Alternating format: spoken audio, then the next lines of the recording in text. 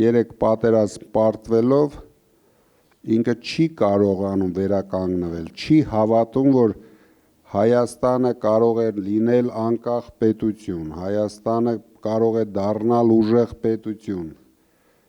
բայց մենք ձեզ հետ դրա համար ենք, որ ապացուցենք հակառակը, որ Հայաստանը շատ արագ կարող է վերականգնվել, շատ արագ կարող է դառնալ ուժեղ պետություն, միայն մեզ պետք է, որ մեր համախոհները վստահ լինեն իրենց ուժերի վրա, մենք գլխավոր խնդիր ենք դրել, տանենք բացարձակ հաղթանակ, ինչը որ ես վստահ եմ ունենալու ենք,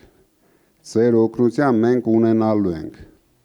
մենք Տաուշը պետք է դարձնենք ոչ թե Հայաստանի համար ամբողջ աշխարհի տուրիզմի կենտրոններից մեկը, մենք այսքան գլուխ են գովում Դիլիջան, բայց ինչ ենք արել Դիլիջանի համար, ոչ մի բան չենք արել, փոքր ինչ-որ կծկտուր, մի երկու հատ ռեստորան են բացել, բայց տուրիստներ չկան,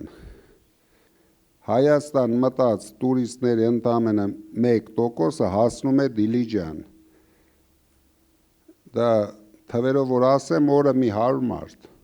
100-150 մարդ են հասնում Դիլիջան, չի կարող զարգանալ շրջանը, մարզը, ունենալով այդքան հնարավորություններ, 100, 500, 1000,